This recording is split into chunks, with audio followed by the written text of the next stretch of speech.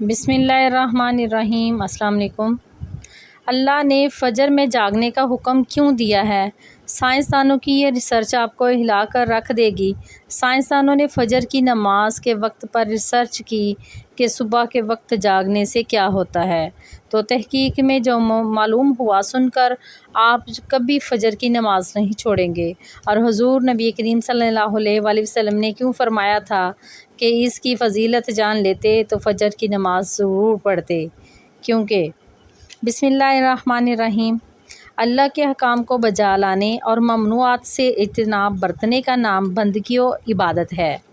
اسلام کے نزدیک عبادت کا مفہوم نہایت وسیع ہے۔ اسلام کا مطالبہ ہے کہ انسان کی پوری زندگی عبادت سے عبارت ہو۔ وہ اس طرح زندگی بسر کرے کہ اس کا ہر کام عبادت میں شمار ہو، اور اس کا واحد طریقہ یہی ہے کہ وہ اللہ کے بتائے ہوئے طریقے کے مطابق زندگی گزارے، ہر بات میں حکم الہی کو پیش نظر رکھے۔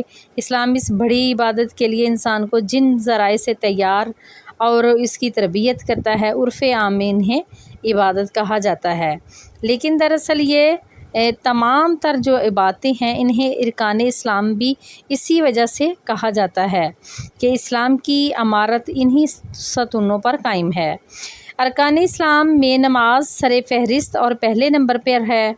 ان تمام عبادات میں نماز کی جو اہمیت و فضیلت حاصل ہے وہ کسی بھی صاحب ایمان اہل نظر سے پوشیدہ نہیں ہے۔ نماز کی اہمیت کا اندازہ اس بات سے لگائیں کہ قرآن کریم کے ہر پیغام میں صلاۃ یعنی نماز کا لفظ حرف جلی میں موجود ہے۔ ایمان کے بعد سب سے اہم رکن جس کا مطالبہ اہل اسلام سے کیا گیا ہے وہ نماز ہی ہے۔ نماز مسلمانوں کی دینی پہچان اور امتیازی نشان ہے۔ یہی وجہ ہے قرآن و حدیث میں اس کی ادائیگی پر بہت زیادہ زور اور ترک پر وعید موجود ہے۔ بفرمان نبوی صلی اللہ علیہ وآلہ وسلم، نماز کی دین میں وہی اہمیت ہے جو انسانی جسم میں سر کی ہے۔ مومن اور کافر کے درمیان امتیاز کرنے والی چیز نماز ہے، لہٰذا جس نے اس سے چھوڑا اس نے کفر کیا۔ جامع ترمذی۔ اس وعید سے اندازہ لگایا جا سکتا ہے کہ اسلام میں نماز کی اہمیت کیا ہے۔ جو چیز جس وقت جس قدر اہم اور ضروری ہوتی ہے اس کی بجا آوری پر اجر و ثواب بھی اسی قدر زیادہ ملتا ہے۔ چنانچہ نماز کا ثواب بھی اس قدر ہے کہ انسان اس کا تصور نہیں کر سکتا۔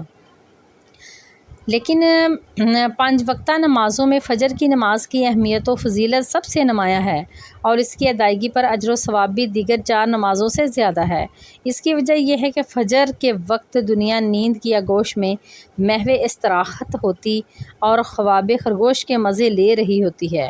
لوگوں پر غفلت اور سستی کی چادر تنی ہوئی ہوتی ہے۔ ایسے میں نرم و گرم آرام دہ بستر کو چھوڑ کر اللہ کی اطاعت و محبت میں بارگاہ الہی میں سجدہ ریز ہونا بڑا پرمشقت اور نفس کو زیر کرنے جیسا مشکل کام ہے۔ اللہ تعالیٰ کی سنت یہ ہے کہ بندے کو جس نیکی کے کرنے میں مشقت زیادہ ہو اور نفس و شیطان سے لڑائی لڑنی پڑے، اللہ اس پر زیادہ اجر و ثواب عطا کرتا ہے، چاہے وہ نیکی کتنی ہی چھوٹی کیوں نہ ہو۔ قرآن و حدیث سے بھی نماز فجر کی قرات و تلاوت قرآن کی اہمیت اجاگر ہوتی ہے، جس سے فجر کے وقت اور نماز فجر کی اہمیت کا پتہ چلتا ہے۔ سورہ بنی اسرائیل میں فرمایا، فجر کا قرآن، بے شک فجر کی نماز میں پڑھا جانے والا قرآن محسوس و مشہود ہو کر سامنے آ جاتا ہے۔ یعنی اگر فجر کی نماز میں پڑھا جانے والا قرآن اگر سمجھ کر بغور پڑھایا سنا جائے تو وقت فجر کے تمام انوار و تجلیات اور قرآن و فیض و برکات مشتعل ہو کر اللہ کے وجود اور اس کی وحدانیت کی گواہی دیتے محسوس ہوتے ہیں۔ احادیث نبوی سے بھی نماز کی اہمیت و فضیلت و نورانیت کا پتہ چلتا ہے۔ آپ صلی اللہ علیہ وآلہ وسلم نے فرمایا کہ فجر کی 2 رکعات سنتے دنیا اور دنیا کی ہر چیز سے افضل ہیں۔ قرآن و حدیث اور اسلامی لٹریچر میں دنیا سے مراد مشرق و مغرب، شمال و جنوب کا کرۂ ارضی نہیں، بلکہ دنیا سے مراد ہے یہ کائنات اور اس کی تمام تر نعمتیں، خزانے، دولت و ثروت اور حکومت ستود مراد ہے۔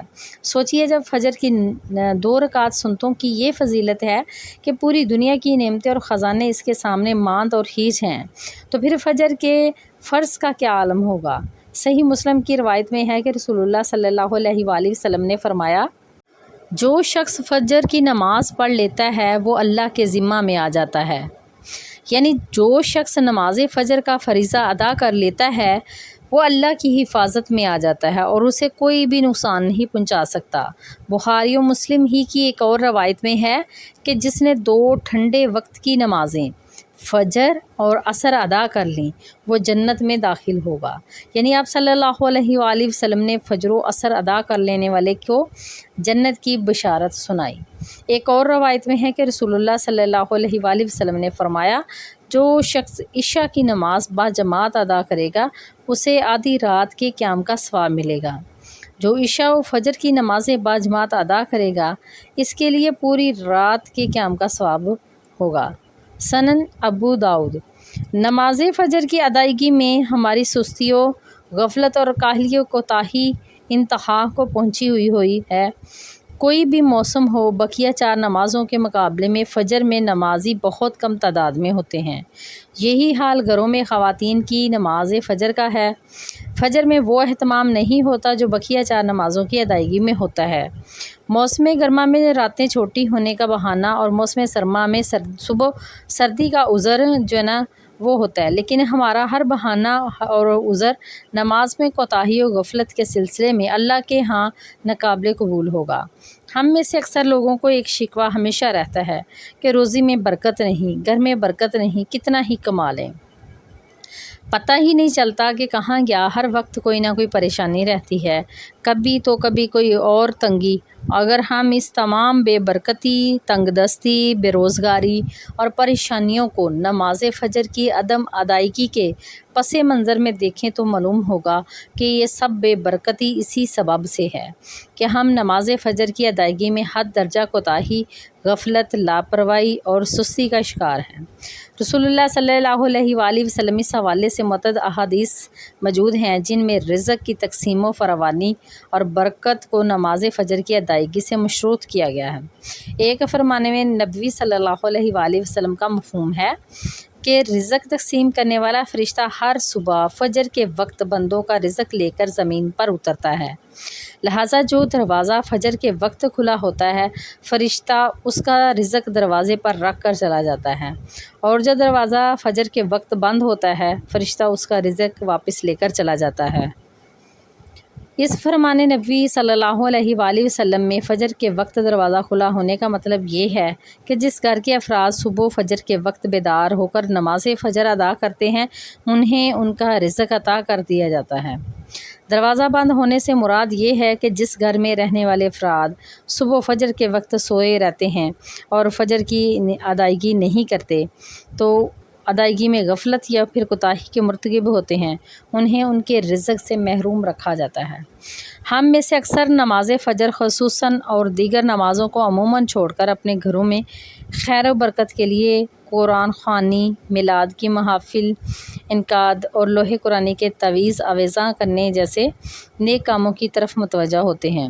اس سے تو انکار نہیں، لیکن بلا شبہ ان تمام کارہائے خیر میں برکت کا عنصر موجود ہوتا ہے، لیکن قرآن خوانی، محفل میلاد، لوح قرآنی کے نقش گھر میں آویزاں کرنے سے خیر و برکت کا ہونا نماز کی ادائیگی سے مشروط ہے۔ ہر خیر و برکت کے سوتے نماز سے پھوٹتے ہیں۔ اللہ کی تمام نعمتوں، برکتوں اور رزق کے دریا نماز کی ادائیگی ہی میں بہتے ہیں۔ اس کے ساتھ ہی یہ امر بھی اہم ہے کہ فجر کے علاوہ بقیہ 4 نمازوں میں بھی خیر و برکت نماز فجر کی ادائیگی سے ہی مشروط ہے، اس لیے خیر و برکت کا آغاز نماز فجر کی ادائیگی سے ہی ہوتا ہے۔ یاد رکھیے، نماز فجر کو کوتاہی اور غفلت اور نماز نہ پڑھنا گھر کی نحوست کی علامت کا آغاز ہے۔ رسول اللہ صلی اللہ علیہ وآلہ وسلم نے ایسے مسلمانوں کو خبیث اور منافق قرار دیا۔ آپ صلی اللہ علیہ وآلہ وسلم نے فرمایا، ایسے شخص کو میرا دل چاہتا ہے آگ لگا کر جلا دوں۔ تو ناظرین، آپ کے دل میں بھی کبھی یہ خیال آیا ہے کہ اللہ نے ہمیں فجر کے وقت جاگنے کا حکم کیوں دیا ہے؟ کیا فجر کا وقت صرف نماز پڑھنے کا ہی وقت ہوتا ہے؟ کیا اس وقت کے پیچھے ایک راز پوشیدہ ہے؟ وہ راز کیا ہے؟ اس راز کو جاننے کے لیے سب سے پہلے ضروری ہے کہ ہم نماز کے بارے میں جانیں۔ جو ہم پر دن میں 5 مرتبہ پڑھنا فرض کی گئی ہے۔ اور یہ 5 نمازیں کس طرح فرض ہوئی ہیں، اس کے پیچھے بھی ایک شاندار وجہ ہے، جس وجہ کا مظاہرہ سفر معراج میں اس وقت ہوا جب حضرت محمد صلی اللہ علیہ وآلہ وسلم سے ملاقات کے لیے وقت کے انتہائی مختصر حصے میں 7ویں آسمان سے بھی آگے تشریف لے گئے تھے۔ اس رات اللہ تعالیٰ نے ایک خاص پس منظر میں اپنے حبیب رحمت دو عالم صلی اللہ علیہ وآلہ وسلم کو آسمان پر بلایا اور اپنے خصوصی انعامات سے نوازا۔ اس مبارک سفر میں اللہ تعالیٰ نے اپنے قرب خاص سے نوازا، انبیاء کرام علیہ السلام سے ملاقاتیں فرمائیں، جنت و جہنم کا مشاہدہ کروایا اور نیکیوں کے اجر و ثواب اور بروں کے انجام و عذاب کا نظارہ کروایا۔ اس عظیم سفر میں بہت سے انعامات سے نوازا گیا، جن میں ایک خاص انعام امت کے لیے نماز کا تحفہ بھی ہے، اور قیامت تک کے لیے انسانوں کو اپنے معبود اور خالق سے قریب ہونے کا عظیم تحفہ اور عبادت یعنی نماز اسی سفر میں ادا کی گئی۔ معراج کی رات جب آپ صلی اللہ علیہ وآلہ وسلم کو 50 نمازوں کا حکم دیا تو حضرت موسیٰ علیہ السلام کے کہنے پر آپ نے اللہ سے 50 نمازوں میں نرمی کی درخواست کی، اور ایسا کئی بار ہوا، یہاں تک کہ اللہ نے امت محمدیہ کے لیے دن میں 5 نمازوں کا حکم دیا، جس کے بعد بھی پھر حضرت موسیٰ علیہ السلام نے آپ صلی اللہ علیہ وآلہ وسلم کو 5 نمازوں میں کمی کے لیے اللہ کے پاس ایک بار پھر جانے کی صلاح دی، لیکن تب آپ صلی اللہ علیہ وآلہ وسلم نے فرمایا کہ میں نے اپنے رب سے کئی مرتبہ درخواست کر لی ہے، یہاں تک کہ مجھے حیا آ گئی ہے، اور اب میں راضی ہوں اور اس حکم کو ہر طرح سے تسلیم کرتا ہوں۔ ہر نماز پڑھنا ضروری ہے، اور یقیناً آپ کے لیے بھی نمازوں میں سب سے مشکل کام نماز فجر کی نماز ہوگی، جس میں نیند کا غلبہ اتنا ہوتا ہے کہ انسان مشکل سے اٹھ پاتا ہے، لیکن دن کے اس خاص حصے میں جو راز پوشیدہ ہے اسے جب آپ جانو گے تو یقین کریں کہ آپ فجر کی نماز کبھی نہیں چھوڑنا چاہیں گے۔ دنیا میں کئی ایسے لوگ ہیں جنہیں سلیپ ڈس آرڈر یا بے خوابی کی شکایت ہوتی ہے، جس میں وہ ساری رات سو نہیں پاتے، یعنی انہیں نیند نہ آنے کی بیماری ہوتی ہے، اور پورا دن کام کاج کر کے جب رات کو بھی سو نہیں سکتے تب کئی طرح کی ذہنی اور جسمانی بیماریاں جنم لیتی ہیں۔ اس سلیپ ڈس آرڈر کا شکار آج ہر دوسرا تیسرا انسان ہو رہا ہے، جس کی بڑی وجہ اللہ کے احکامات کو پیچھے چھوڑ کر دنیا کی رنگینیوں کے پیچھے بھاگنا ہے۔ ساری رات جاگنے کے بعد فجر کے قریب کچھ دیر نیند آ جاتی ہے، لیکن وہ نیند جسم کو پرسکون نہیں کرتی، جس کی وجہ سے اکثر لوگ جاگتے جاگتے اور ہر قسم کی دوائیوں کے استعمال کے باوجود جب سو نہیں پاتے تو وہ اللہ سے یہ سوال ضرور کرتے ہوں گے کہ اے اللہ مجھے نیند کیوں نہیں آتی؟ آخر کیا وجہ ہے؟ بہت کم لوگ ہوتے ہیں جو اس کیفیت میں اپنے اندر پیدا ہونے والی اس آواز کو سن پاتے ہیں جس میں ان سے کہا جاتا ہے کہ بستر سے نکلو، نماز پڑھو، اللہ کا ذکر کرو، اور یقین کریں جو لوگ اس آواز کو سن پاتے ہیں وہ اس پر عمل کرتے ہیں، انہیں تا حیات کبھی بھی سلیپ ڈس آرڈر کی شکایت نہیں ہوتی۔ اس حوالے سے ایک صوفی نظم ہے جسے ایک امریکی مصنف یعنی کتاب کے لکھنے والے نے ترجمہ کیا، جس کا عنوان ہے یعنی دوبارہ مت سو جانا۔ صبح کی ٹھنڈی ہوائیں ایک راز لاتی ہیں تمہارے لیے، دوبارہ مت سو جانا۔ خود سے پوچھو تم کیا چاہتے ہو، دوبارہ مت سو جانا۔ لوگ دروازے کی چوکھٹ سے آ جا رہے ہیں، یہاں سے 2 دنیا ملتی ہیں، وہ 2 دروازہ گول اور کھلا ہے، دوبارہ مت سو جانا۔ اس نظم میں بیان کردہ دروازہ ہماری دنیا اور اس دنیا کا دوسری دنیا کا ہے، جہاں سے فرشتے ہر صبح اور شام کو اترتے ہیں، جن کا ذکر اس حدیث پاک میں ملتا ہے، جس میں آپ صلی اللہ علیہ وآلہ وسلم نے فرمایا کہ رات اور دن میں فرشتوں کی ڈیوٹیاں بدلتی ہیں، اور فجر اور عصر کی نماز میں ڈیوٹی پر آنے والے فرشتے اور جانے والے فرشتے ایک دوسرے سے ملتے ہیں۔ پھر تمہارے پاس رہنے والے فرشتے جب اوپر چڑھتے ہیں تو اللہ پاک پوچھتا ہے، حالانکہ وہ ان سے بہت زیادہ اپنے بندوں کے متعلق جانتا ہے، کہ میرے بندوں کو تم نے کس حال میں چھوڑا؟ تو وہ جواب دیتے ہیں کہ ہم نے جب ان کو چھوڑا تو وہ فجر کی نماز پڑھ رہے تھے، اور جب ان کے پاس گئے تب وہ عصر کی نماز پڑھ رہے تھے۔ فجر اور عصر کی نمازوں کے اوقات میں سونے سے منع کرنے کے پیچھے بھی ایک بڑی وجہ ہے، اور وہ یہ ہے کہ سائنس کہتی ہے کہ صبح سورج طلوع ہوتے وقت اور شام کو غروب ہونے سے پہلے سونا نہیں چاہیے، کیونکہ صبح کے وقت زمین پر آکسیجن بہت مقدار میں ہوتی ہے، جس وقت ماحول تر و تازہ، اور یہ آکسیجن آپ کو دن بھر فٹ رکھنے کے لیے انتہائی ضروری ہوتی ہے۔ تو اس وقت جو سو جاتا ہے تو وہ تازہ آکسیجن سے محروم رہ جاتا ہے، اور عصر کے وقت زمین پر آکسیجن کی کمی ہو جاتی ہے، تو اگر کوئی سو جاتا ہے اس کو آکسیجن کی کم مقدار ہی مل پاتی ہے، جس کی وجہ سے جب وہ جاگتا ہے تو اس کے سر میں درد، طبیعت بوجھل ہو جاتی ہے۔ تو یہی بڑی وجہ ہے کہ دین اسلام میں ان دونوں اوقات میں سونے سے منع فرمایا گیا ہے۔